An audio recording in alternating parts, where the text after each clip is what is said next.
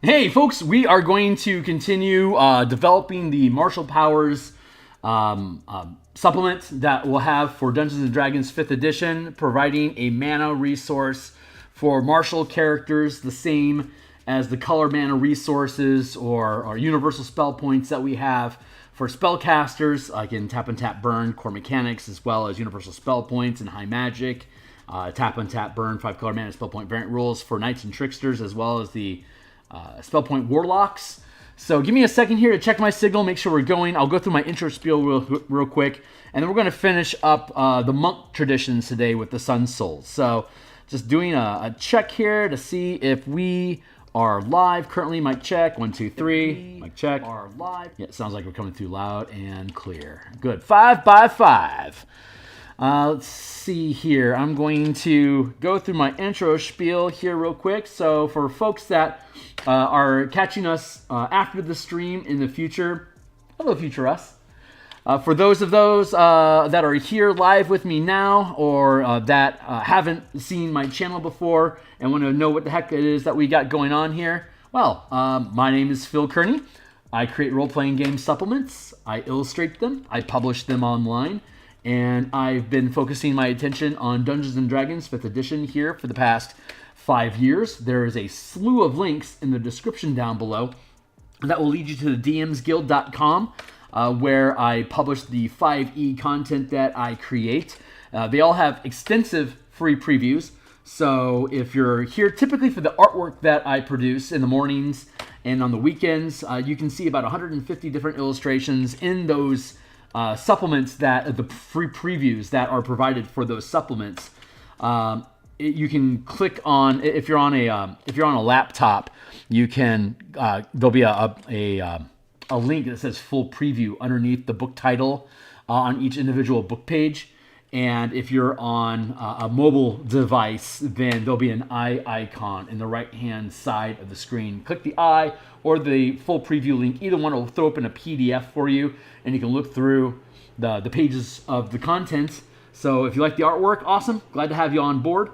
If you are a D&D enthusiast, whether you're a DM or a player, the stuff that I build is meant for both sides of the screen. I myself, I run D&D campaigns. I DM level 1 to 20 in about 200 to 250 hours. So like maybe 15 months of gameplay is typical for me to run through a 20 level campaign with a team of 3 to 5 people.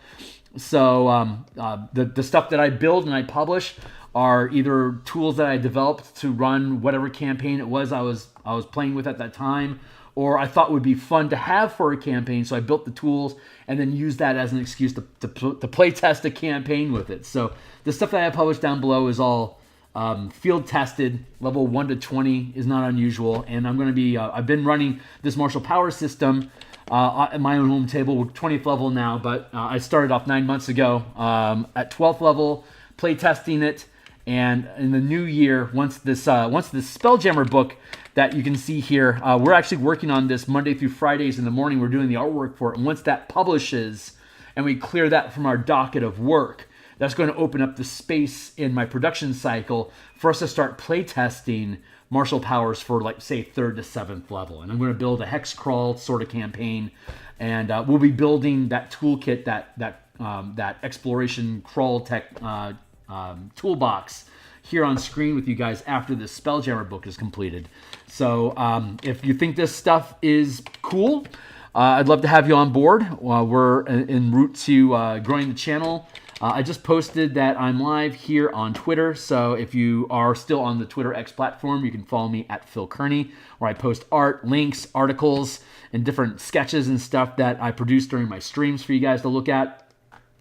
We are climbing to 500 subscribers. That's our first major goal for the channel. Would love to have you on board. If you're interested, like, subscribe, hit the bell icon. I'm here 6 days a week creating content. So jump on board if you want. And let's see. We got everything set up here properly. So great. Here's the martial power. Oh, that's the last thing that was straggling. If you click down here in the description, you can get to the playtest content and early looks. Like here's some of the books that I created that I was talking about. You can click on these things and check those things out. But the playtest content and early looks, If you click on that, it'll throw up in a Patreon, on my Patreon page. You don't have to be a patron to gain access to this stuff, though I would certainly appreciate your support. But if you scroll down here, past all of this other playtest content stuff, down to no, that's not it. Playtest content for martial powers. YouTube stream is here. That's the playlist. We're currently on episode 94. Is that right? Are we on episode 94? Yeah, episode 94. So this will take you to the playtest. This will take you to the playlist of all the previous streams that we had of this, including this one. Hi guys. And here on this link here, if you click on that, it'll open up the Google Doc that we use. For you, it's going to be read-only because it's read-only. You guys can take a look at it and play around with it, build a character from level 1 to 20 if you want.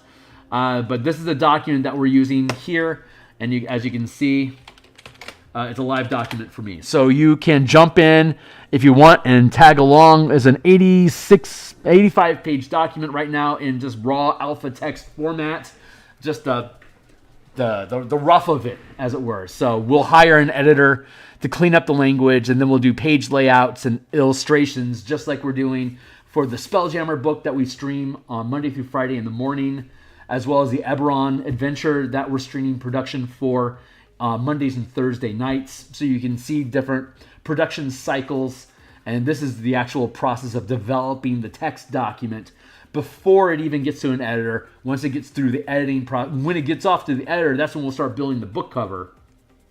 And when it comes back from the editor, we'll then be able to start parsing out the information into individual pages, build the layouts for it, find the gaps in each page for us to then build artwork for it. And we'll just begin the cycle all over again. So we just keep building books and talking about stuff as we go. And when we have new things we need to do, we play test the new things. So welcome to the mix. Glad to have you here. So playtest content, here we go. I've spent 93 episodes in the past going over the details of how the martial power mechanics work, character progression, multi-class combinations, how mana works, regaining mana. Right now we are, sorry to make it trite for folks that are new to the channel, but you can check out one of the prior streams to see us digging through the different content. And right now, the content that we're digging through is we have already finished the barbarian. We've finished the fighter. We've finished rogue. And now we're finishing today. We should be finishing the bard. So we have core mechanics for the bard. Honestly, the new UA that came out, the new playtesting for the monk, that actually curves even easier into what we're proposing with the martial power system here. It'll help simplify the conversions that we need to make this stuff work. So I'm actually really excited about once this publishes. If this publishes before 2024, when those updates come out, that along with all of the other mana books that we've already created, the core mechanics for the 5-color mana spell point variant rules, the Knights and Tricksters, Third Caster Guide, Universal Spell Points, and Spell Point Warlocks. We'll be updating all these books. I'm better at layouts now. I have better page dressing than I had back in the day 4 some odd years ago when I started making these things. We've also had Strixhaven released, as well as Theros has been released.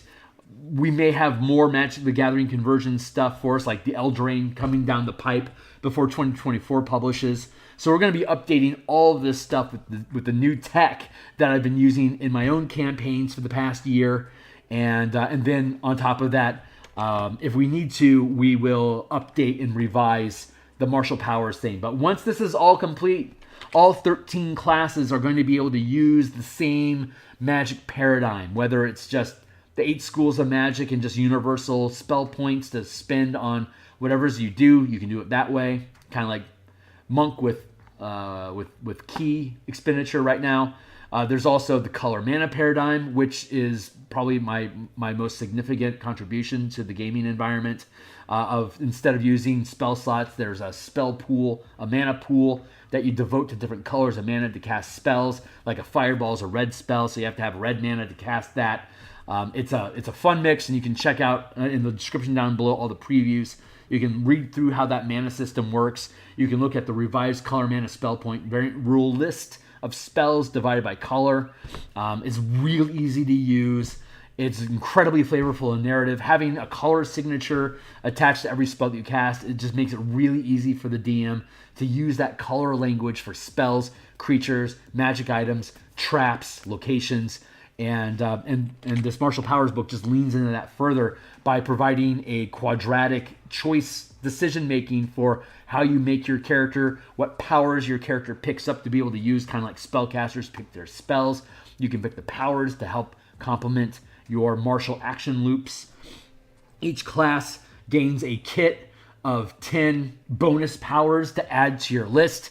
Any of these martial characters will end up with 16 chosen abilities, and then you get your kit of 10 extra abilities on top of it. So just like a paladin could have the 25, 26 some odd spells at 20th level from the spells that they learn, plus their bonus from the oath that they learn.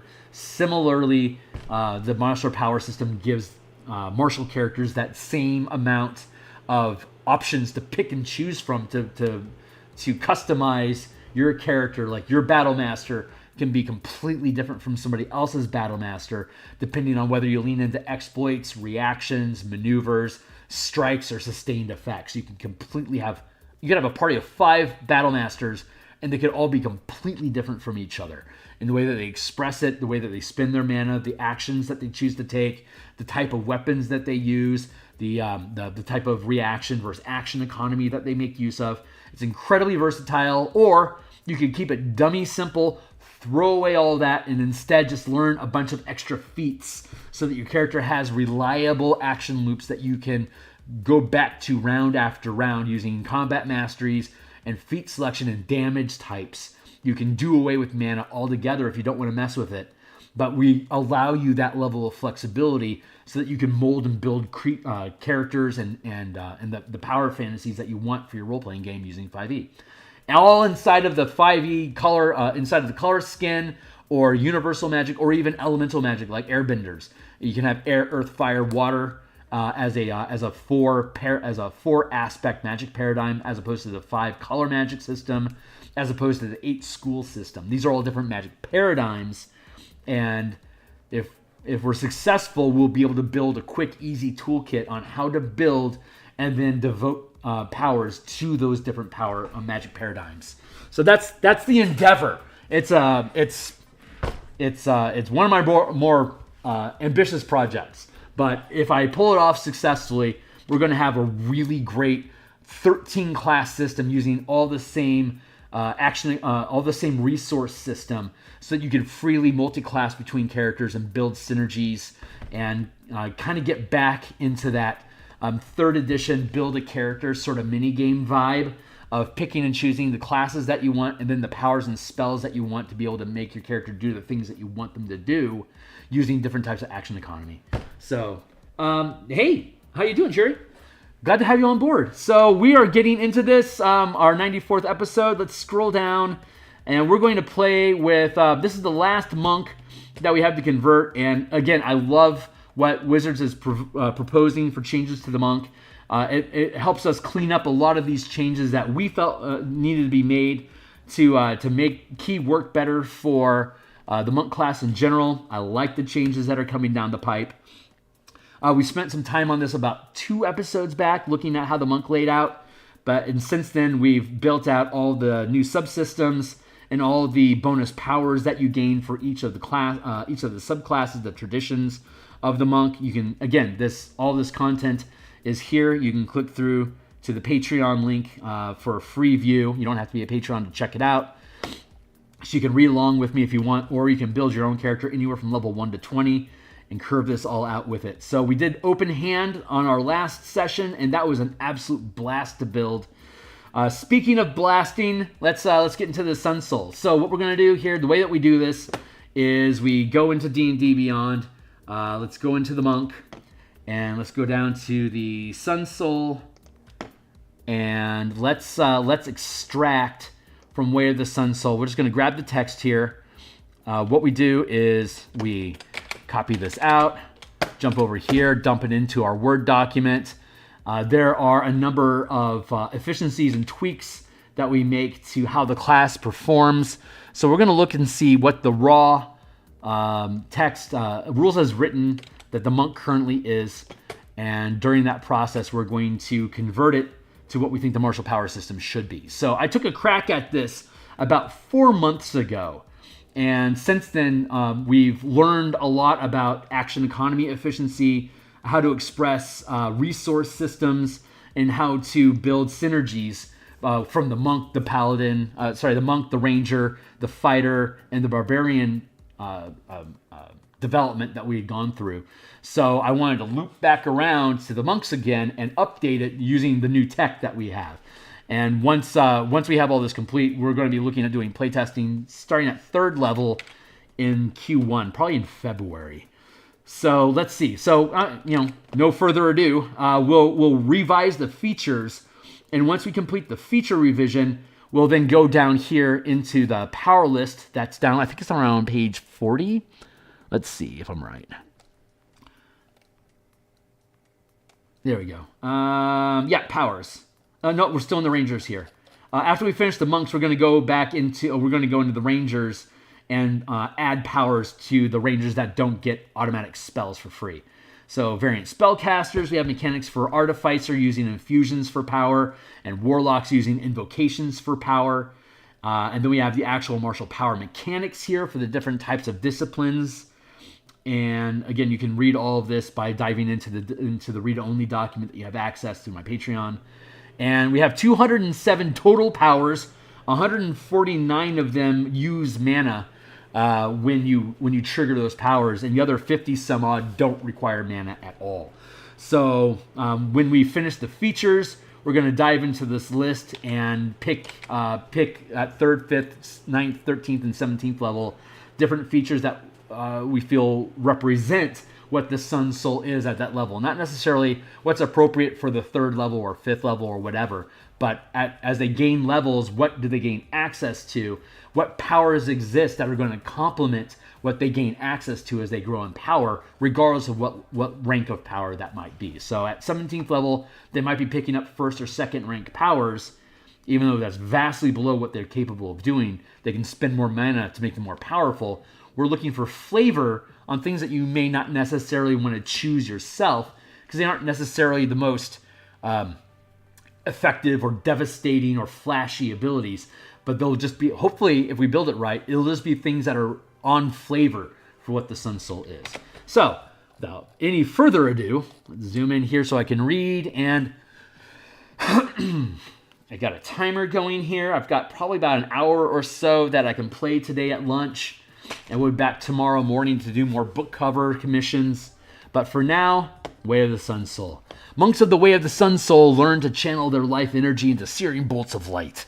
They teach that meditation can unlock the ability to unleash the indomitable light shed by the soul of every living creature. Way of the Sun Soul features, they got Radiant Sunbolts, Searing Arc Strike, Searing Sunburst, Sun Shield, and Radiant Sunbolt. So, starting, Radiant Sunbolt is the first class feature that they gain. Get rid of all. Where'd you go? There you go. We can get rid of all of that. There. Starting when you choose this tradition at 3rd level, you can hurl searing bolts of magical radiance. You gain a new attack option that you can use with the attack action. This special attack is a ranged spell attack with a range of 30 feet. You are proficient with it, and you add your dexterity modifier to its attack and damage rolls. The damage is radiant, and its damage die is a d4. This die changes as you gain monk levels, as shown in the martial arts column of the monk table. When you take the attack action on your turn and use this special attack as part of it, you can spend 1 key point to make the special attack twice as a bonus action. When you gain the extra attack feature, this special attack can be used for any of the attacks you make as part of the attack action. So this is basically giving you an at-will magical ranged attack. I see it has a 30-foot range. It doesn't have a long range. So let's spruce it up. Let's see. I can see some revision. How did we have it? I can use power die instead of martial arts die. That's the only comments I had made for it originally. So let's sculpt our language. Starting when you choose this tradition at 3rd level, you can hurl searing bolts of magical radiance. You gain a new attack option that you can use with the attack action. This special attack is a ranged spell attack. Is a ranged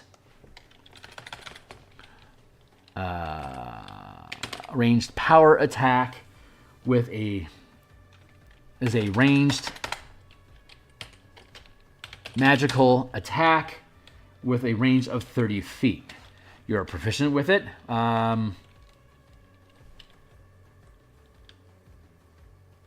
And you're proficient with it. Let's see.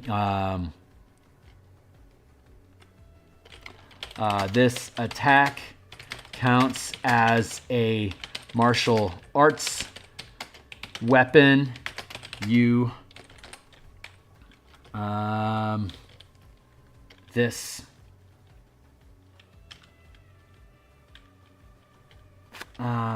is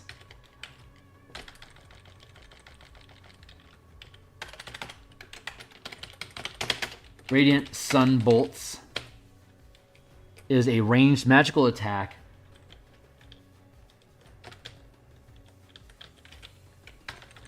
Is a magical attack. Is a... Yes. Is considered is a ranged weapon attack with a range of 30 feet.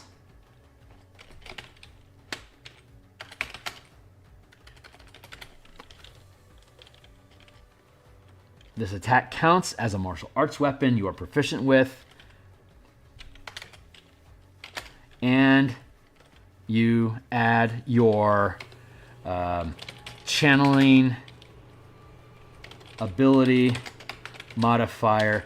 Monks can, when you're doing effects for damage and saving throws using powers, you can use either your strength, dexterity, or wisdom, whichever one you prefer. And that's called your channeling ability modifier. So your channeling, and you can add your channeling ability modifier to its attack and damage rolls.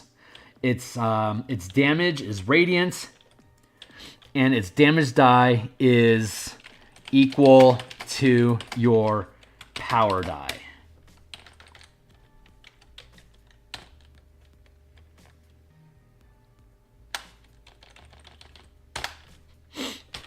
When you take the attack action on your turn, you can replace any attack with a Radiant Sun Bolt.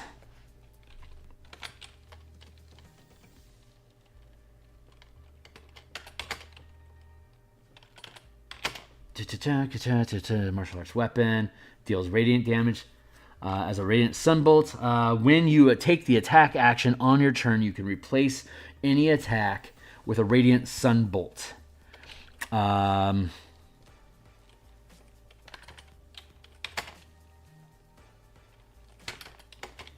That can be used with any weapon, any combat masteries, feats, and strike and powers you know as a ranged. Radiant Sunbolt is a thrown weapon.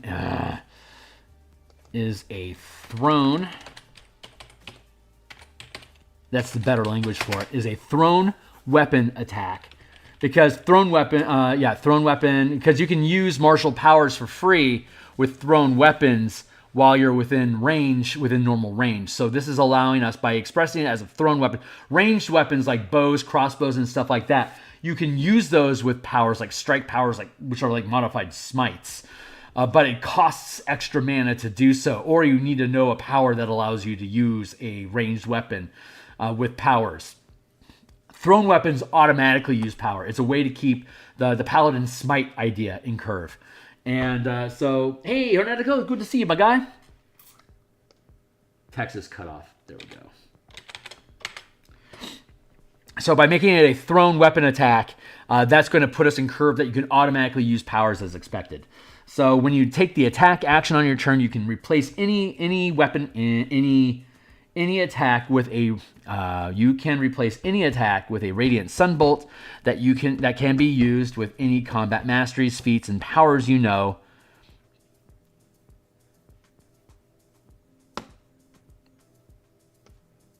Period.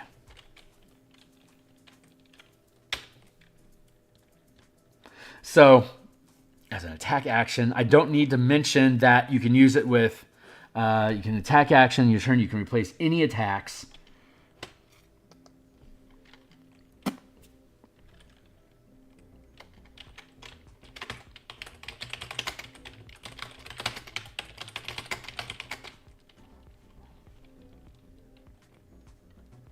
When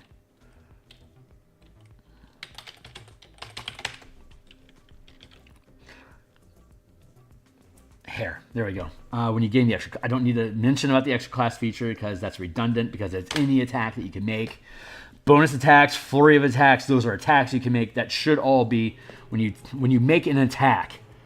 That's what I should say. When you make an attack. When you make an attack.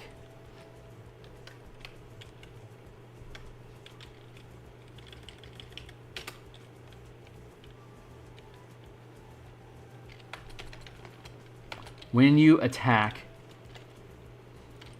when you can attack with a weapon, that's the right language, with a weapon. When you can attack with a weapon, you can replace that attack, including opportunity attacks when available, with a radiant sunbolt that can be used with any combat masteries, feats, and powers you know as a normal weapon.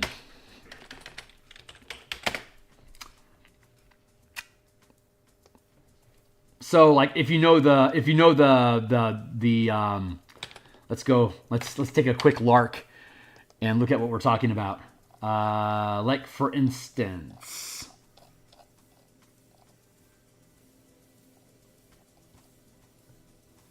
different feats that we know. It's radiant damage.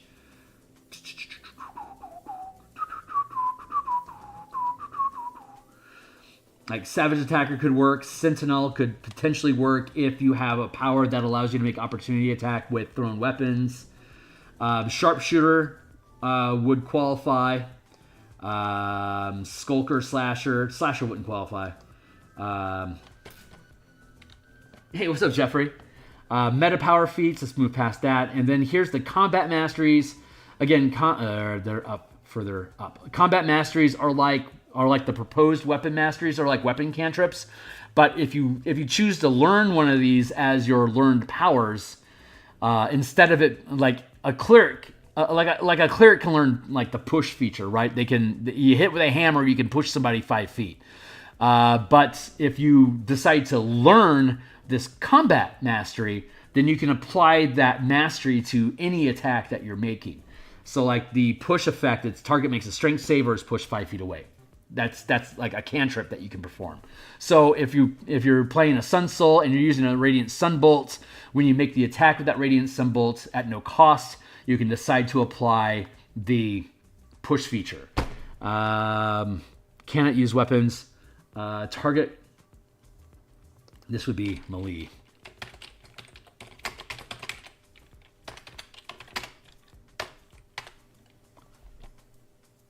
But like you could disarm, if you picked up disarm, you could disarm somebody with a Radiant Sunbolt. Addle, you could addle them with a Sunbolt. Push, Sunbolt, step. Like grapple is obviously a melee thing, but like step, fucking love step.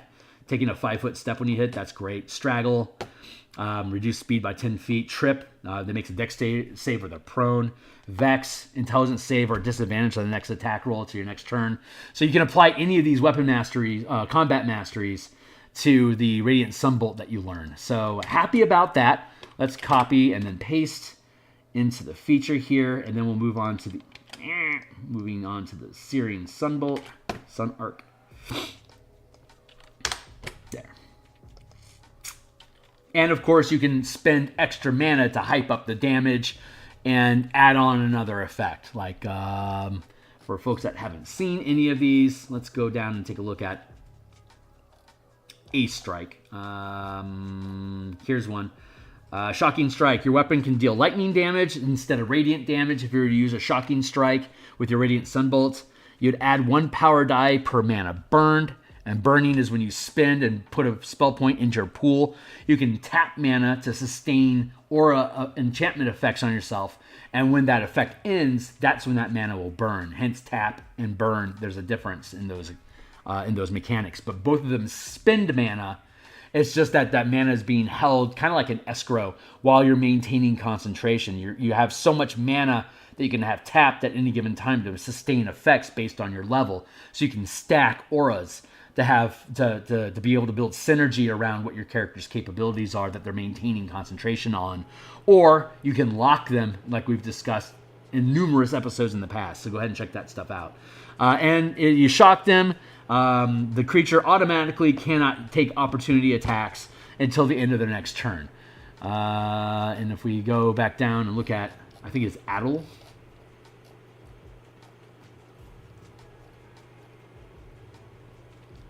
Target makes a Constitution saving throw, and if they fail to save, they can't make opportunity attacks. So you can addle somebody for free, like a cantrip that doesn't cost any mana to use. But if you want to guarantee that they're not going to make an opportunity attack this next round, or during their turn this next round, then you want to spend a point of mana to hit them with a Shocking Strike. And that allows you, again, to either choose Radiant damage with your Sunbolt, or to convert it to electricity damage. So, play. You can also learn as a power, instead of gaining a feat or gaining a combat mastery or gaining a mana expenditure, you can instead learn a damage type. So at first level, it has basic elemental damage types, like you could pick up lightning as a learned ability. So whenever you make an attack, instead of rolling weapon damage, the die would be lightning damage in that instance. And a Shocking Strike can convert all your weapon damage to lightning as part of the point of mana. So you could either pick it up and you're always dealing lightning damage because you want to be a thunder god or something like that. So you just pick it up and always do that damage. So that means that when we get down to the DM section, we're going to have a conversation about what kind of damage creatures can take, and about creature like boss fight type creatures being able to adapt their resistances to have like a cat and mouse sort of game with your team, because your team is going to be able to deal out multiple types of damage basically at will if they want. You can just learn a stack of different types of damage types to deal with threats. And so as a counter to that, the DM can have creatures be able to swap out what kind of reactions, like a red dragon might always be resistant to fire or immune to fire even, depending on how you scale it.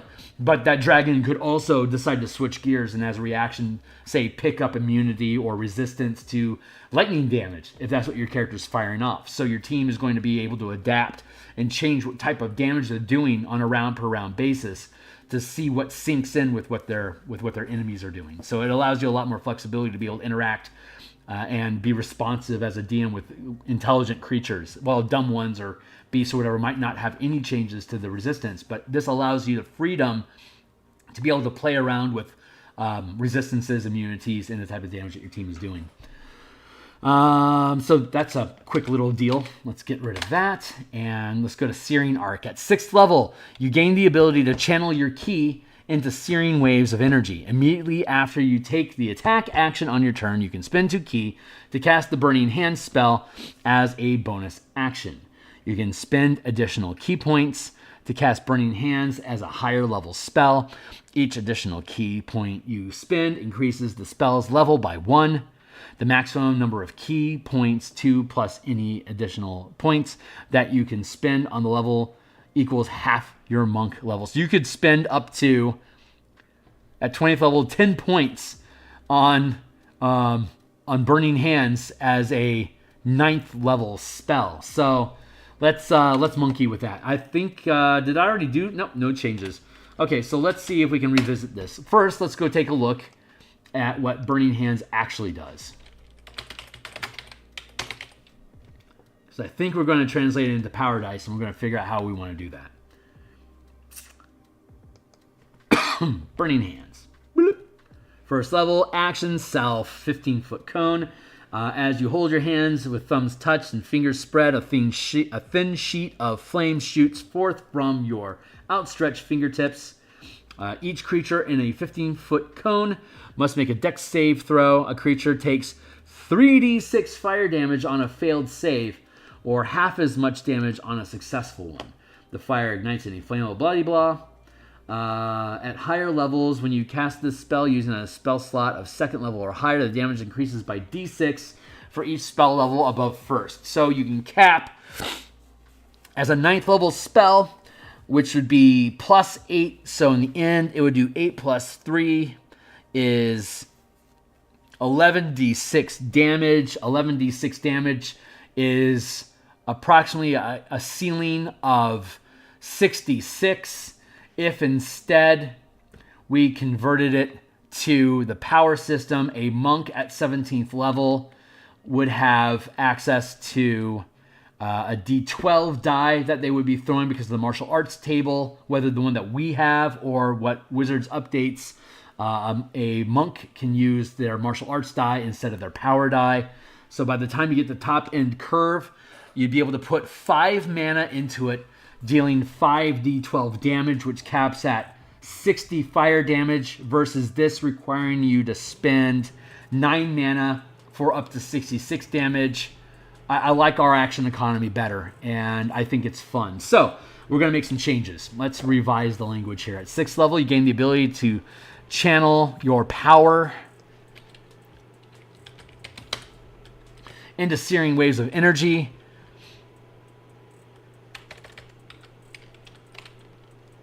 As a maneuver.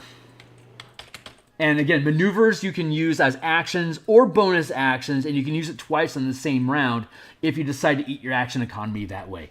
As a maneuver, you can deal... what's the wording? What's the wording for... I'm going to steal Burning Hands language.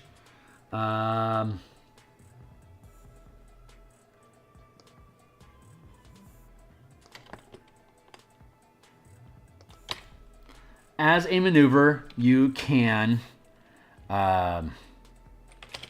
channel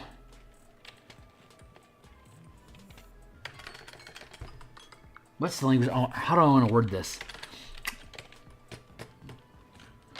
A thin sheet of flames. As you hold, as a maneuver, you can. That's how I want to word. At 6th level, you gain the ability to channel your power into searing waves of energy in a 15-foot cone.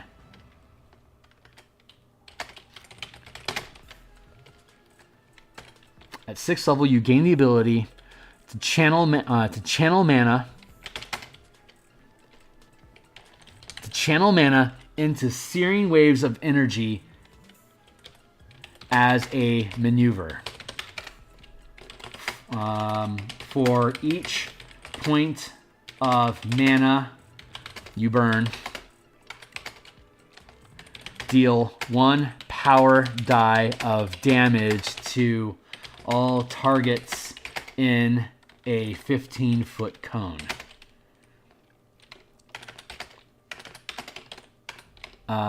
Affected creatures can make a dexterity saving throw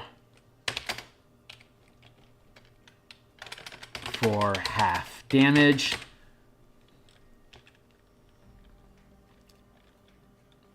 For you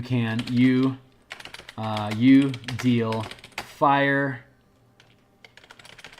You deal 1 power die of damage for each one power die of fire damage for each point of mana burned up to your max channel limit gained as a monk. There. So if you multi-class out of monk after 6th level, the max rank of power you've gained as a monk is 2. So you'd be able to channel up to 2 mana into this, dealing 2 dice worth of damage. And at 6th level, you would by default have a d6, but we know from the martial arts table that either we use or that Wizards is using is going to be a d8. So it would be for 1 mana, it'd be d8 damage to all targets in a 15-foot cone. If you put in 2 mana at 6th level, it'd be 2d8. It'd be 2d8. By the time you get to 17th level, it would be a 15-foot cone. Default is a d10, but a monk has a d12 at 17th level. So it would be, you spend 5 mana, you deal 5d12 fire damage. There you go. I think that is, I think that's sufficient. So that's going to take, it's less expensive. It's nearly the same amount of damage. It stays in curve with what we have already for the martial power system. So I am happy with that change. Change approved.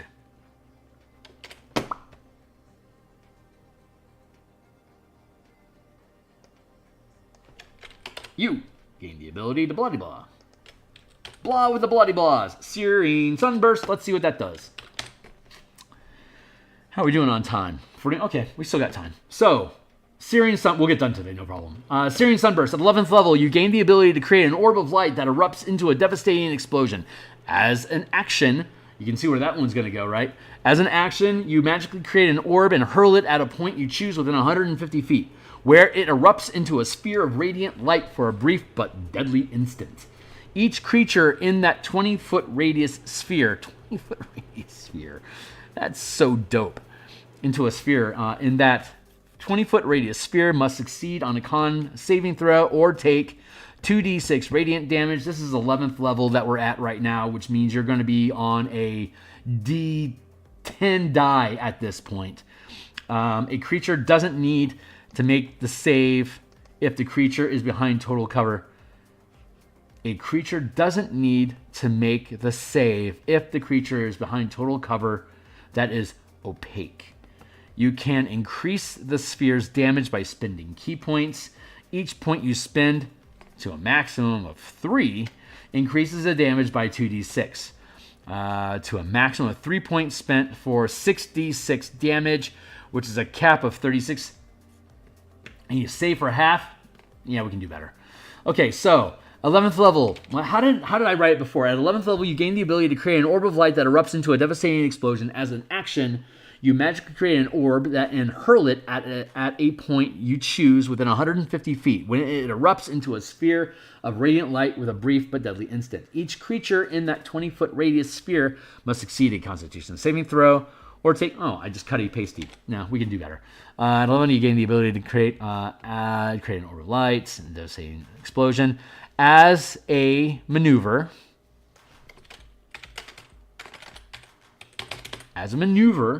which means you can do it as an action or a bonus action or twice in the same round if you want, you magically create an orb and hurl it at a point you choose within 150 feet, where it erupts into a sphere of radiant light for a brief...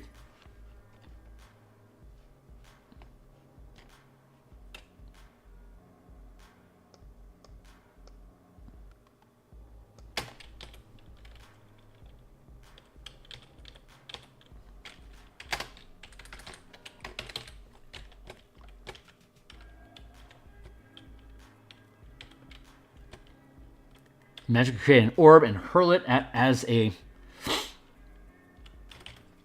period. As a maneuver, you magically create an orb and hurl it at a point you choose within 150 feet, where it erupts into a sphere of radiant light for a brief and deadly instant. Each creature in that 20-foot radius sphere must succeed on a Constitution saving throw or take 1 power die of damage per mana burned.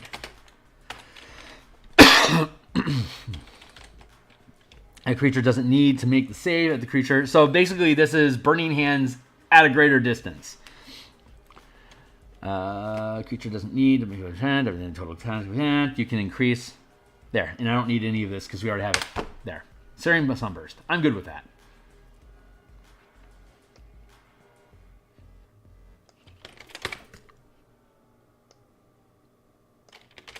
There.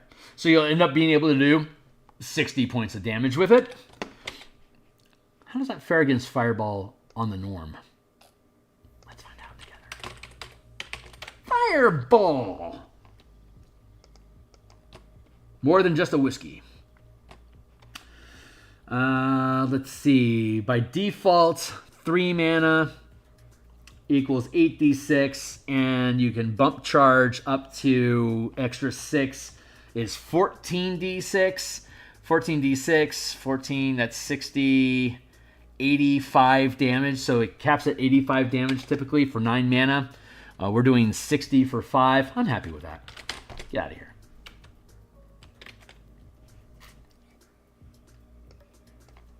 Sunshield. Ugh, 17th level, huh? Let's see what you guys got to say here. 17th level, you become wreathed in a luminous magical aura. You shed bright light in a 30-foot radius and dim light for an additional 30 feet. You can extinguish or restore the light as a bonus action. If a creature hits you with a melee attack while this light shines, you can use your reaction to deal radiant damage to the creature. The radiant damage equals 5 plus your wisdom modifier. If a creature hits you with a melee attack while this light shines, you can use your reaction to deal radiant damage to the creature. The radiant damage equals 5 plus your ability modifier. So up to 10. Huh.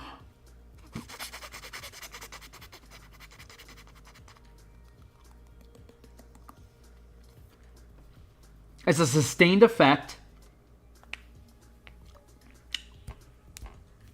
It's a free thing for use. It's always active if you choose. Okay, we can rework this. You become wreathed in a luminous magical aura, blah, blah, blah. If a creature hits you with a melee attack while this light shines, you can use your reaction to deal radiant damage to the creature. The radiant damage equals 1 power die plus your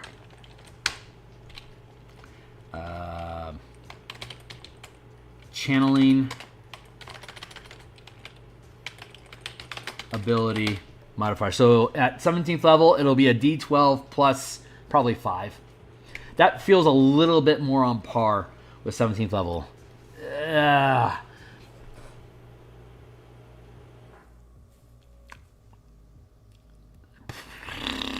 17 damage as a reaction. It'll be anywhere from 6. It'll probably be anywhere from 6 to 17 damage, right? As a reaction.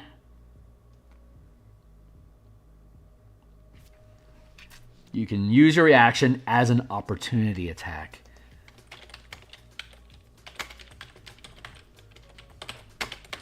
That's actually really important to say that. Opportunity attacks mean something in this document separate from reactions. Because you can take like the opportunist and the hypertunistic powers that allow you to exchange attacks during your attack action to gain extra opportunity attacks as reactions during your off turn once per creature turn. So if you're being attacked by 3 creatures and you are using opportunist, you can convert your attacks during your action to additional opportunity attacks and then just get in the way. And so if they try to attack you, you could have, say, 3 attacks coming in on you. You could then use opportunity attack, opportunity attack, opportunity attack to then automatically deal this D12 plus ability score modifier to every attack that comes your way. That actually curves in very nicely with what Wizards is proposing, the changes to the deflect attack ability that they have coming in, this would actually be very complementary to that. So for now, this will stand. But once we see what Wizards actually does with the Monk's deflect attack abilities, we may clean up or basically spruce this up to become a much more enhanced deflect attack ability. So, but for now, that stands pretty strong. I am very, very happy with that. There's like maybe 15 different reactions throughout this book that use opportunity attack as a trigger, like to deflect damage, heighten your... I'll show you here in a second once we get down into the reactions, or once we start building out our power kit. And building out our power kit begins now, my friends. So we have the abilities. I'm super happy with these. I think they're good quality of life improvements.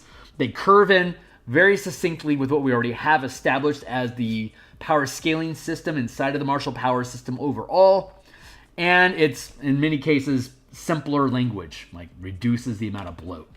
So now we go into our power list. We gain 2 per level. We are not reliant on what level or what rank from 1 to 5, what rank the power is that we gain, as long as it's at least a minimum. Like, we can pick up anything, whether it costs no mana or 1 mana at 3rd level. At 5th level, we'll have access to 2nd rank or less, 3rd rank or less at 9th level, 4th rank or less at 17th. And there are no powers that are more than 4th rank. So at 17th level, we still have the full kit of everything. I like having the half-casting progression, but limiting ranks to only 4th, because most campaigns that are built by WotC end by 12th, 13th level. So if you're running a normal WotC campaign, you should be able to get access to all the different powers that are inside of this book, assuming you hit 13th level. Even if your character doesn't go to 17th level, you'll still be able to make use of everything inside of this book other than class features that are beyond 13th level. But all the powers will be available to your characters by 13th level, which means you can reasonably expect to use all the powers in this book. If, like, say you run Descent into Avernus through 15th level, you can make use of everything, all the powers in this book to build out the kind of character that you want to fight devils and demons. So, happy about that. Okay, cool. So we are switching gears here. Let's move this out of the way. We're going to pull this tab out so it sits separately so we can come back down here and visit our powers.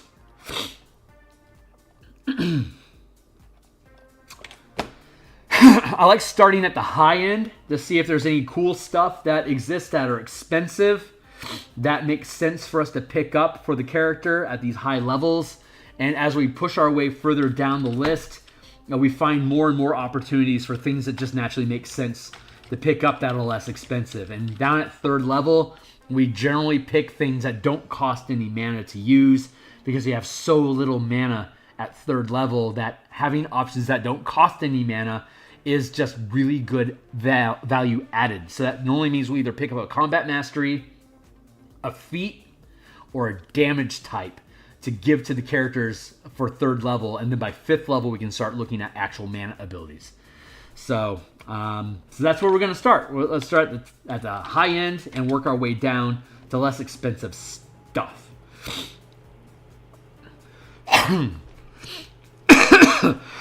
Excuse me. So let's see. We're looking at sustained powers here. Sustained powers are like concentration effects.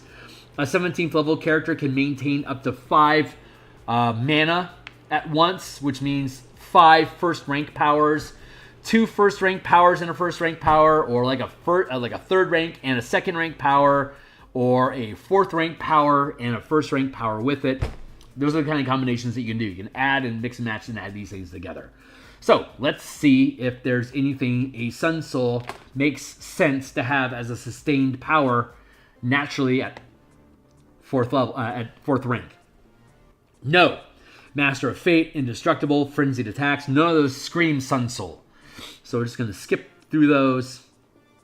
Ghost Walker, not really. Haste Effect, not particularly. You get Flurry of Attacks for free at, like, what? 1st level. There you go. Daunting Presence, not specifically. Ooh, Unnatural Resistance. That kind of makes sense. When you channel this power, choose one type of damage, Force, Necrotic, Psychic, or Radiant. You gain resistance to the chosen type of damage and gain advantage on saving throws to reduce the damage taken of the chosen damage type. You can channel this power more than once simultaneously, choosing a different type of damage with each channeling. This is a second rank power you could pick it up at 5th level, but by 17th level you'll get it for free. So initially let's put that here, a natural resistance sus2.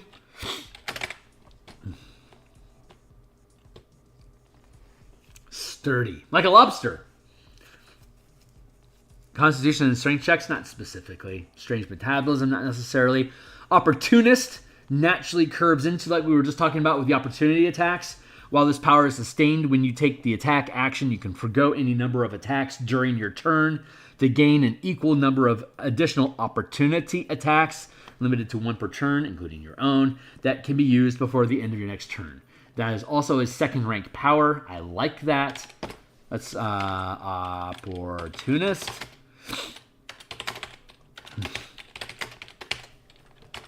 Because you get an opportunity, that's and that comes in at 17th level. So gaining opportunist when you gain the feature that allows you to take advantage of opportunist better with the sun shield, that's the appropriate time to get it, even though it's a second rank. I mean, you could pick it up as early as 5th level if you want to, but by 17th level the cost is nominal for what your character is capable of doing and is on flavor with the power that you gain at that level. So as such, I deem it worthy. Unnatural resistance may move forward to like 13th level or less, but right now we're just filling out the list, and then we can rearrange them to wherever it makes sense. Mind Sense, not so much. Giant Growth is cool, but it doesn't scream Sun Soul specifically. Close Quarter, no. Astute, no. I think we're probably done with Sustained powers as being like particular to the Sun Soul.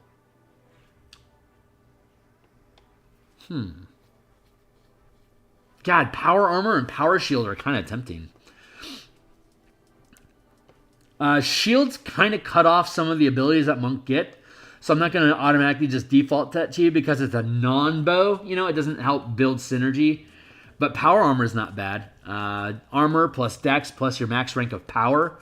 For a Monk, if you decide to use Dexterity as your channeling ability score, you're gonna have a 20 in it eventually. So 20 plus your max rank of Power is going to be 5, so that'll be 10 plus 11. So a Monk by default can run around as long as you're willing to sustain 1 mana to keep it up. It'd be an armor class of 21, as opposed to Dexterity plus Wisdom plus 11? Yeah, so it's a little easier on the stats. Yeah, let's do that. Let's give him Power Armor, and let's give him Power Armor as low as Power Armor sus1. Lycanthropy is cool, but not on brand. We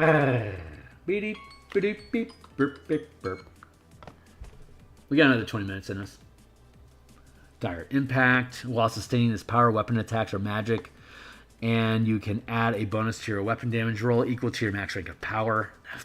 That's a good generic thing, but not specifically. Blind, no. Banishing Strike. Paralyzing Strike. Delusional Strike. Restraining Strike. What does Radiant Strike do? Hold on. Your weapon can deal force damage or radiant damage and add 1 power die per mana burn. That's not bad.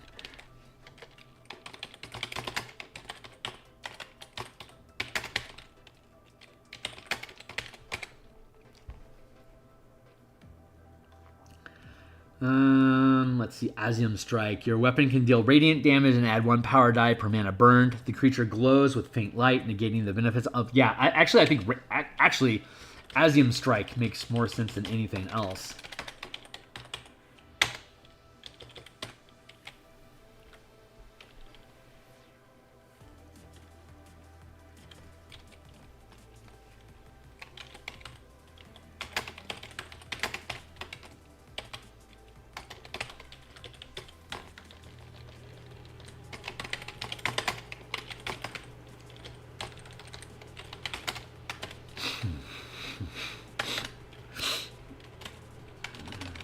Advanced damage, type that you can gain at 5th level is radiant damage, so that makes sense. Go back to our table here. The damage types that you gain, you have elemental damage at 1st level, and then you can pick up unnatural damage at higher levels.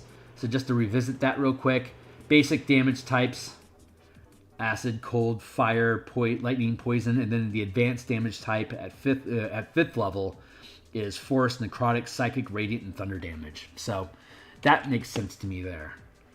Radiant damage, so you can always do radiant damage for free. I mean, you may pick that up anyway, but this is like, it's a bonus power, so you don't have to spend any of your own resources to gain it. And it's incredibly on flavor for what the Sun Soul Monk is. As is Asium Strike, so I'm pretty happy with that. Might be the only strike that we need to pick up. You know what?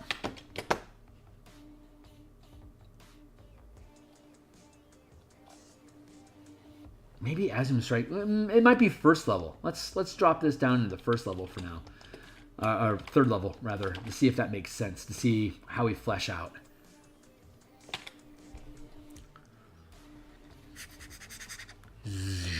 Blinding Strike, your weapon can deal radiant damage. Blinding Strike's another really good. Oh, Asium's a 2nd. Never mind. And, yeah, Blinding Strike's not bad. Let's move, got to keep radiant damage at 5th. Blinding Strike, your weapon deals radiant damage and add 1 power die of damage per mana burned. In addition, the creature is blinded. The creature can attempt to end this effect at the end of each of its turns by succeeding in a Constitution saving throw. So when you spend mana, most of the time you're automatically triggering these effects to hit things. They're automatically affected by it, and then they got to get out of it by making a save. And that lends into like legendary resistances and stuff giving you, or like legendary reactions giving you free get outs. But being able to lay in those effects automatically guarantees that you're at least going to get a round of something before your boss shuts it down. So there's value added there. I like the idea of Blinding Strike.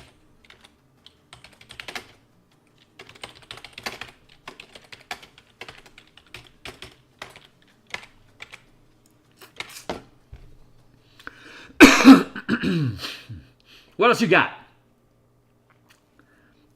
Flaming Strike, you can deal fire damage and add 1 power die per mana burned. The creature is caught on fire, taking fire damage equal to your proficiency bonus each turn, equal to your max rank of power. Sorry, that was a leftover from before. Didn't catch that till now. The creature can attempt to end this effect at the end of each of its turn by succeeding a dexterity saving throw or spending an action to put out the fire. Period.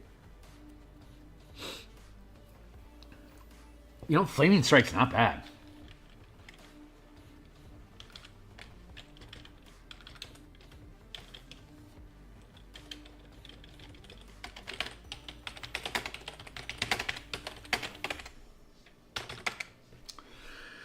What else you got?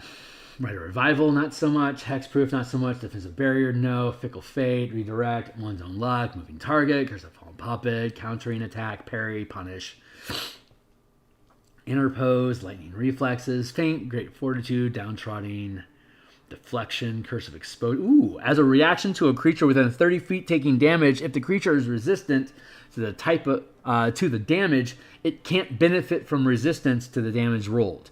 Alternatively, if it's immune to the damage, it is instead only resistant. That is actually really fucking useful. Let's go with Curse of Exposure.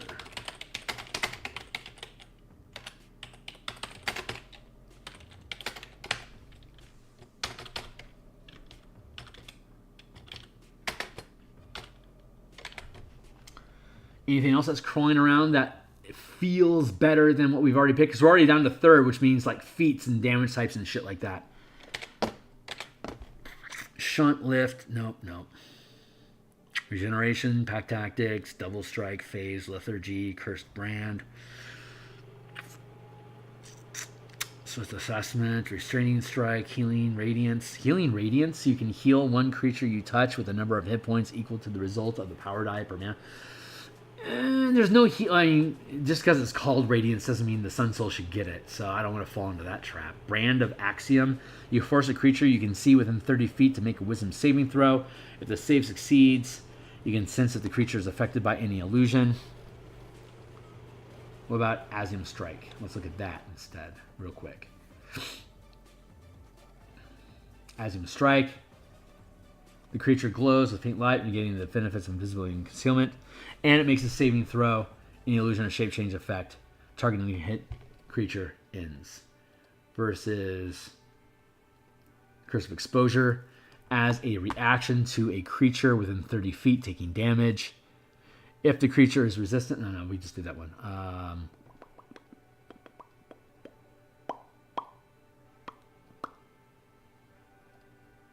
Brand of Axiom, thank you. And this is a maneuver, so it can be done as an action or a bonus action. You force a creature you can see within 30 feet to make a Wisdom saving throw. If the save fails, you can sense that the creature is affected by any illusion or shape change effects, though not specifically what they are. If the save fails, all illusions and shape change effects affecting the creature. And no, that's not specifically Sun Soul. So let's skip that. First strike, bursting damage. You can channel a strike power as when you channel a strike power as part of an attack. All creatures within 10 feet of the creature hit other than you also take damage equal to the result of the power dice damage rolled. Each creature can make a dex save to reduce the damage by half. That's tempting.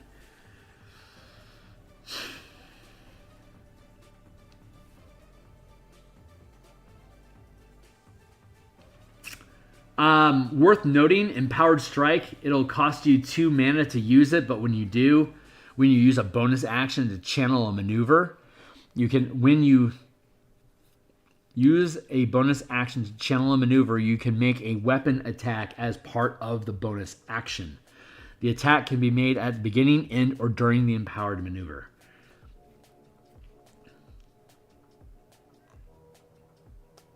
I'm going to get rid of the bonus action. When you channel a maneuver, because you can channel a maneuver as a bonus action or an action replacing your attacks. It'll cost you 2 mana to do this. When you use that, I like that. I like that a lot. But I don't think it's appropriate. It doesn't necessarily, it kind of resonates because they have so much they can do with their action. And Empowered Strike actually feels pretty damn good.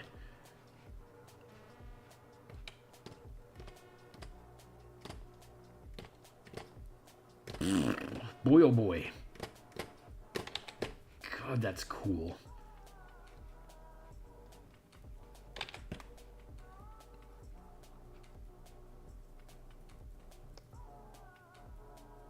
Yeah, let's replace that. Let's go with Empowering Strike. Or, was it Empowered? Empowered Synergy. There it is.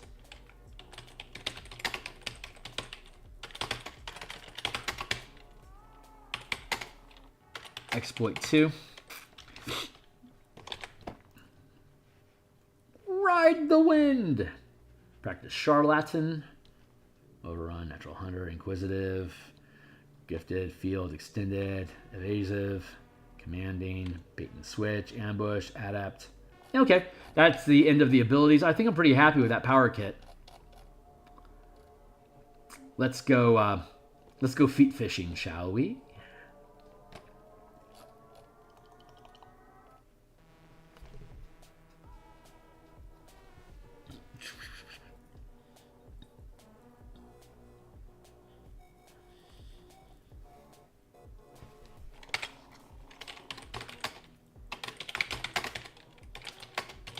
We'll give him fire damage as a basic fire type. That makes sense.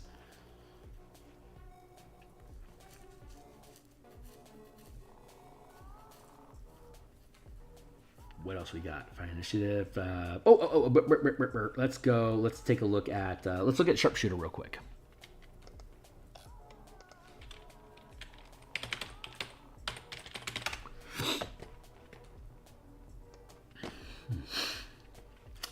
You have mastered ranged weapons and can make shots that others find impossible. You gain the following benefits. Attacking at long range doesn't, well, okay. It doesn't impose disadvantage on your ranged attack rolls. Your ranged weapons attack ignores half cover and 3/4 cover. Before you make an attack with a ranged weapon that you're proficient with, you can choose to take a -5 penalty to the attack roll if the attack hits. Perfect.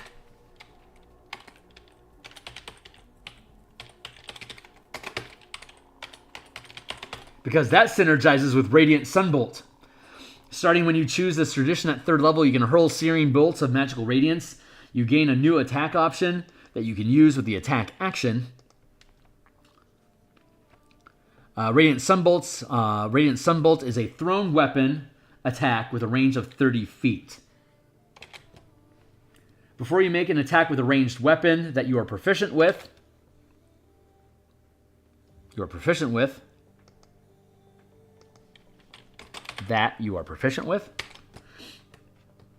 you can reduce by 5, add 10. Holy crap, that makes Radiant Sunbolt really fucking good.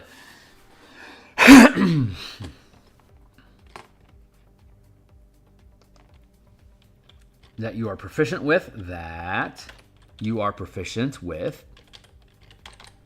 There. Holy crap, what a kit. This guy rocks, man. God damn. That's awesome class. Okay, well, we did it. Task complete, man. That's all the monks. So, you know, monka-junk. And then we have the paladin. We've already gone through the paladin, and we've adjusted it accordingly. Again, you can check all this stuff in the playtest document that's linked down below. Divine Strike. All this stuff is already resolved. So we are at, I bet it's time for us to bounce out of here.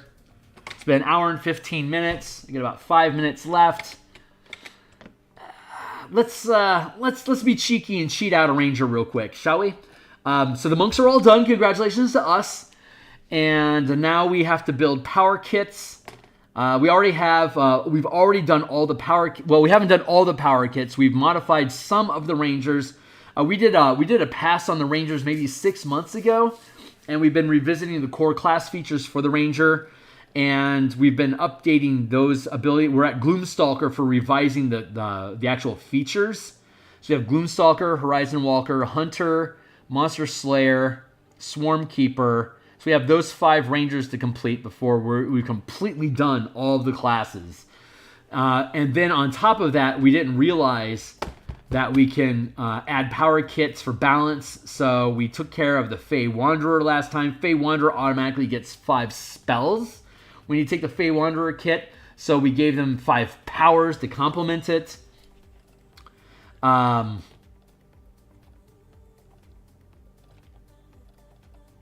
Like the Swarm Walker, Swarm Master gets 5 of them. Drake Warden doesn't get any, and the Beastmaster doesn't get any. So we want to give the Beastmaster and the Drake Warden 10 powers so they're on even footing with everyone else. We already took care of the Fey Wanderer. Next, we'll have to rebuild the features and build a power list for the Gloomstalker. So let's focus our attention here now on Beastmaster. Let's see if there's any cool abilities we can fish out. Just to revisit the Beastmaster, we're using Tasha's Cauldron of Everything, Spirit Companions, Action Economy, being able to freely mix your attacks, bonus actions through your creature. You can use exploits and strike powers at 3rd level through your creature. You can channel reactions and maneuvers through your pet at 7th level. You can use, you gain a 3rd free attack to channel through your companion at 11th level, and then at 17th level, you can, your pet automatically benefits from all channeled sustained powers, and Drake Warden's basically the same with some other perks. So, knowing our kit, let's go down and take a look at, what our abilities are, and see if we can build out a kit real quick here. Let's see what there is for us to play with.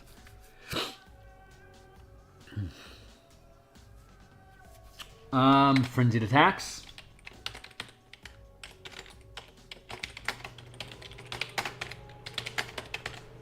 because you can split up your actions between your attacks and your creature's attacks. This gives you 1 additional attack when you take the attack action, and you get the 1 extra attack when you choose to attack through your beast. So you actually get 4 attacks as your attack action on top of anything that you use for bonus actions. It'll cost you 4 mana to maintain it, but it's worth. While sustaining this power, you gain 1 additional attack, and all of your attacks are at an advantage. So that's pretty sick. Flurry of attacks.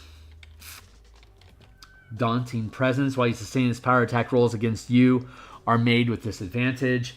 And when you are the only target in effect, you require you to make saving throws. I kind of want Daunting Presence. Boy, there's like a ton of crap I just want to dump onto pets.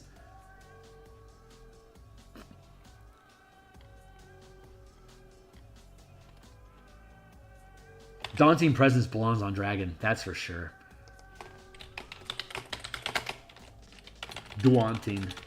Daunting Presence. That's sus 3, causes fear effects. Sturdy like a lobster.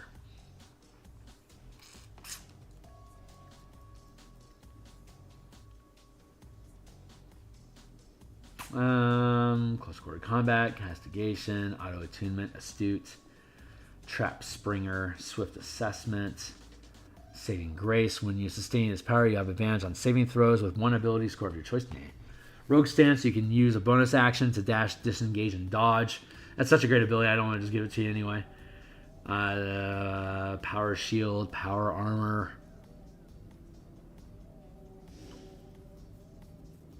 Lycanthropy, is that on flavor? Not particularly.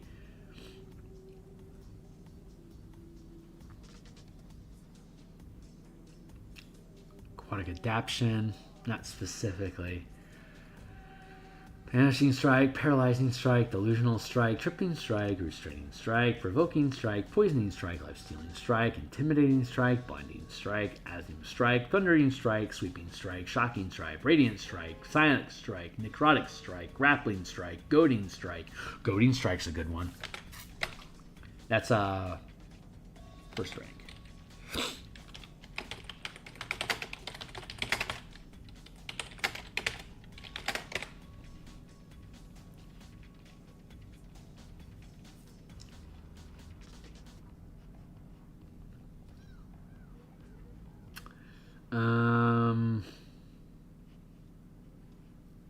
Summoning Strike, Caustic Strike,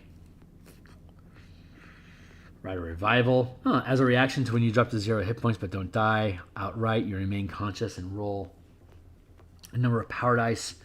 Nah, that's not specifically Beastmaster. Fickle Fate, Redirect.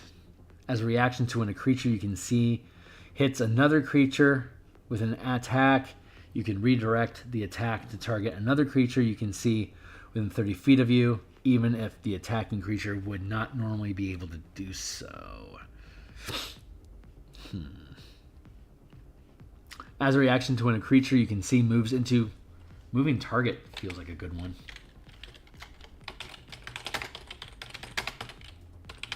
Reaction 2, is that right? Yeah.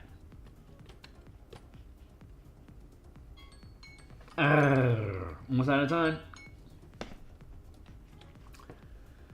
As a reaction to an adjacent ally attack, takes damage from a source you can see. You can take any portion of the damage and gain resistance to it.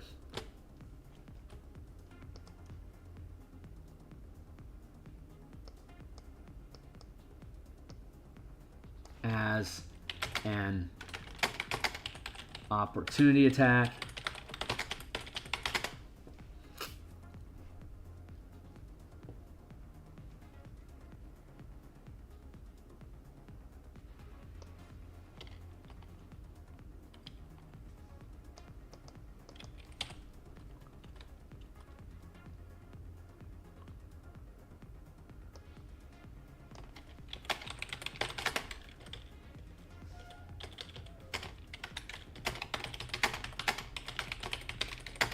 this is considered an opportunity attack, period. Interpose isn't horrible. Feint. As a reaction to when you miss an attack, you can roll again. Empowered Defense. Downtrodden as a reaction to an enemy you can see within range of your weapon attack becomes prone. You can make an opportunity attack, not specifically. Controlled fall.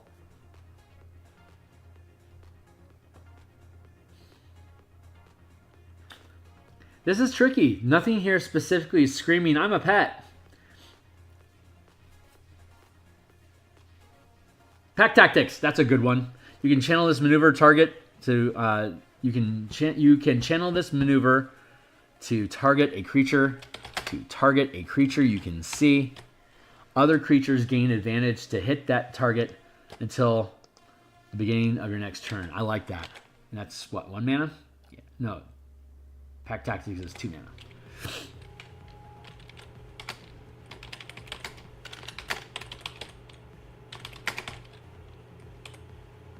It's a maneuver. Maneuver 2.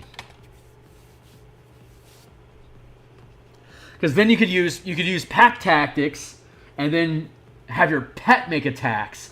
And since your pet is a creature, you could dump all of your attacks into your creature and you would have advantage on all those attacks. It'll cost you 2 mana to do it. But it's nice. It's a good edge. Other creatures gain advantage to hit that target until the beginning. Yeah, that's a really great way. I think that's what we need to be doing with the. This should be up here.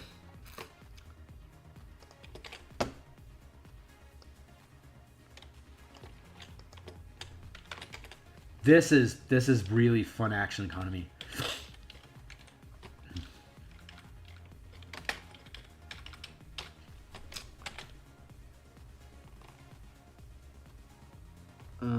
Double strike. Make 2 weapon attacks with advantage. You can draw a weapon as part of each attack.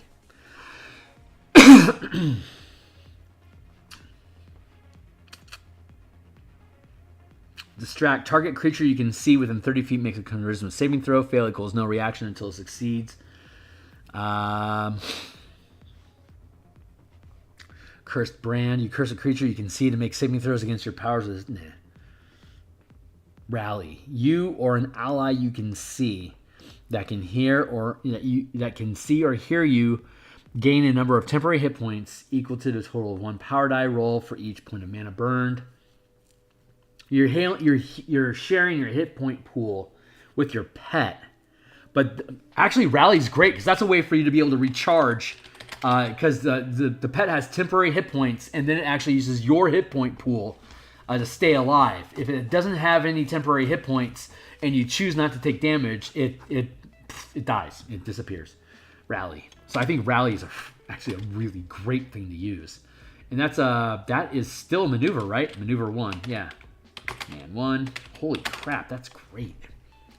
Coordinated attack. You can empower a target ally within 30 feet of you to use their reaction to make an attack, rolling a power die per mana channeled.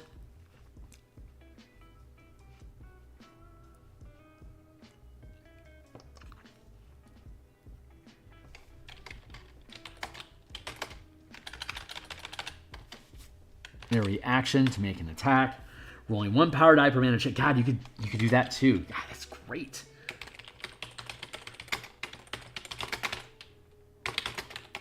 It's so cool to be able to dump your own mana into your pet and then use your pet to make the attacks, triggering off all these things as allies.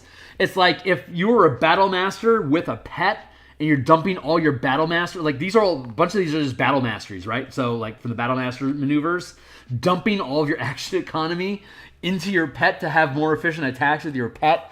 That just, God, that's just such cool. Like your beast companion becomes a really important resource because you can just dump all of your mana and attacks flow through your pet to amp up what you're capable of doing as commands instead of relying on your own ability. You sit back and let your bear just ball everything. Fuck, I love that. You can empower 1 ally you can see or hear per mana burned to use their reaction to move up to half their speed without provoking opportunity attacks. Fuck, that's useful.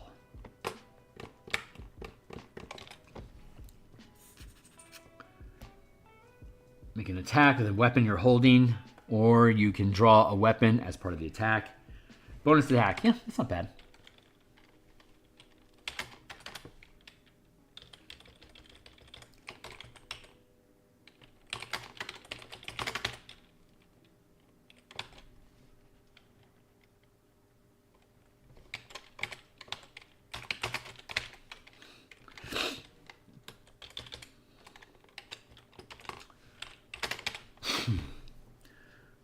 Unstoppable. When in an effect or condition other than incapacitated, unconscious, or death reduces your movement to 0, you can ignore the movement penalty until the end of your turn. Nah, not specifically. Opportunistic. When you make an opportunity attack, you can attack the same creature twice.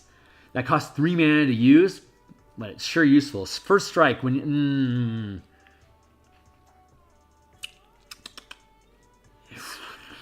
It's not bad.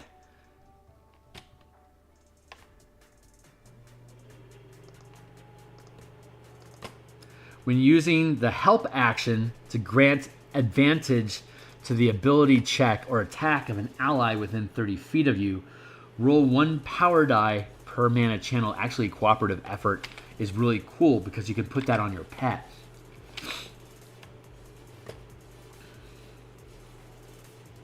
Hey, what's up? I have a question about classes that can get powers and spells. When it comes to spells that use attack rolls, do they still use it? Yes, because spellcasting is completely different from channeling. Full casters can't use power or can't use channel powers at all, like a bard or whatever. Can't use them. Screw off. But a paladin and a ranger, they have their spellcasting stat, and you can have your spellcasting channel. You can have your channeling stat be the same stat as your spellcasting stat if you choose. It's like a paladin can use wisdom or charisma, and a ranger could use wisdom, dexterity, or strength for their channeling feature. I think paladin has strength, charisma, or wisdom as their channeling ability score. Hopefully that answers your question properly.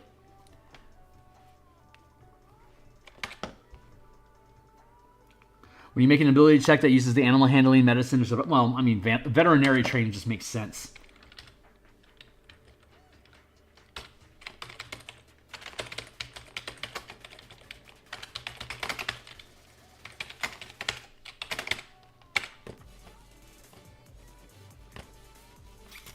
What do we want to pick up here?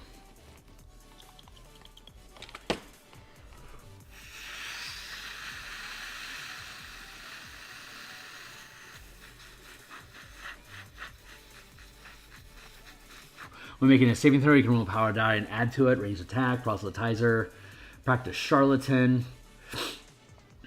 Natural hunter. When making an ability check that uses the investigation, nature, or survival check, roll 1 power die. God, that's really good too.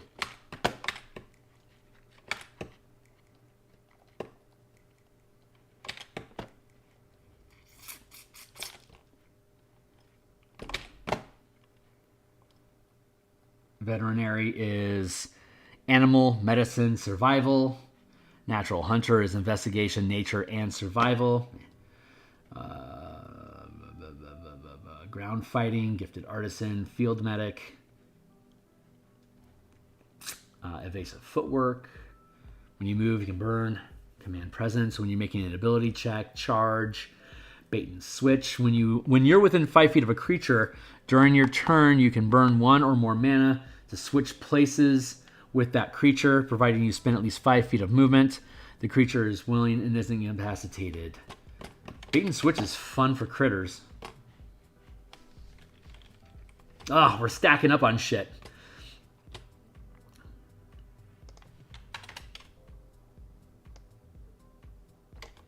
Let's just push moving target back. Pack tactics back.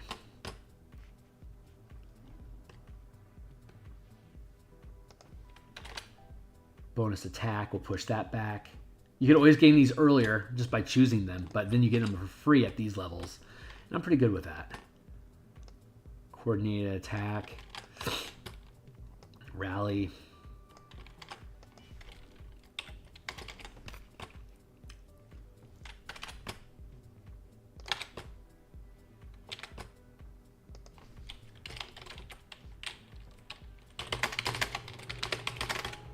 Maneuver 1. Veterinary training.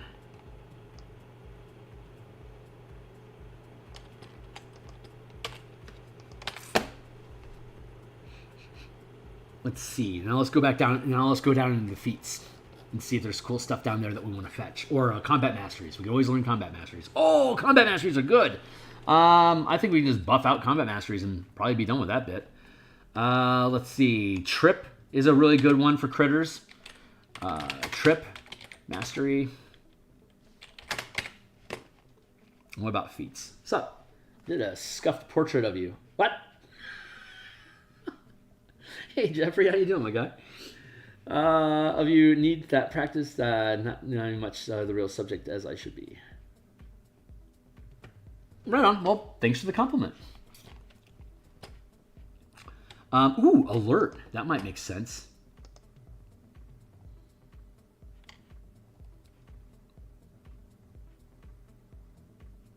Savage attacker and alert. Let's look at those two. And then we'll be done.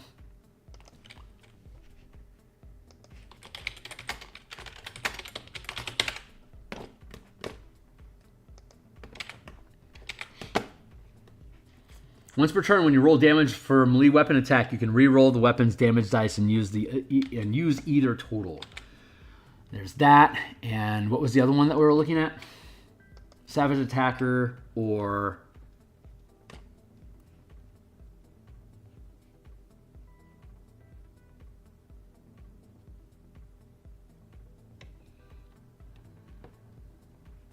alert. Alert might make sense. Savage attacker ain't bad, but alert. Savage attacker comes in. Wait a second. When you roll damage for a weapon attack, that's really useful. The weapons damage dice. There you go. That's not the same as like smite or whatever. Alert. Not ultra awesome.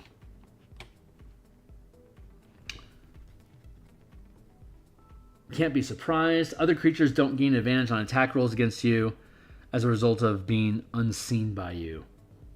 That doesn't scream animal, so let's go with Savage Attacker.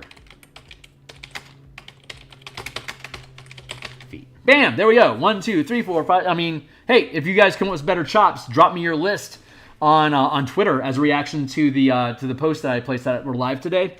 If you think there's a better kit of powers to give a Beastmaster, keeping in mind that almost all of this stuff can be used through or for with your creature, your pet, let me know. We could technically just pick up and drop Drake Warden into here, but something like I think I want to come back through and do a different take on Drake Warden, considering like you can like mounted combatant, for example, is not a bad mounted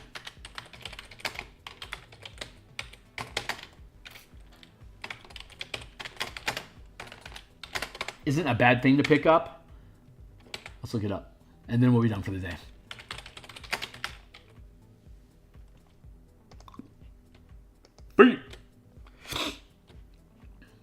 Advantage on melee attacks against any unmounted creature that's smaller than your mount.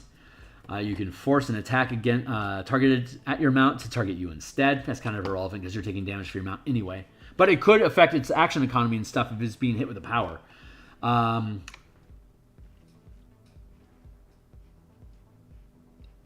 and it doesn't require any action economy to force that attack. That's actually really good. If your mount is subjected to an effect that allows it to make a dexterity saving throw to take only half damage, and instead takes no damage. Holy shit. Yeah, mounted combat's really fucking good. Let's see. Assumes that you weren't a Drake. You can take damage, can resummon, move. Ranger 5 equals can command Drake to attack as a bonus action or with one attack. Shared powers at Bond of Fate.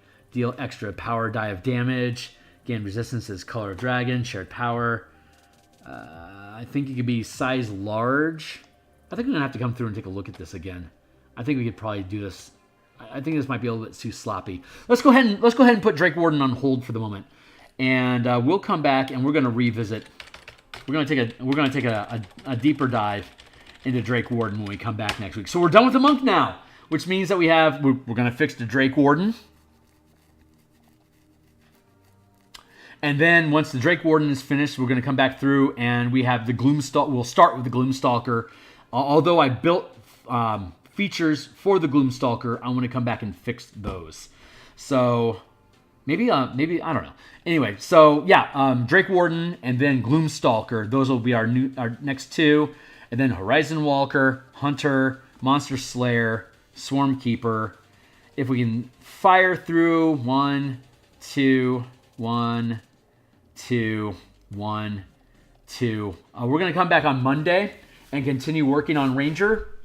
That's it for today. I'm going to be back tomorrow morning in about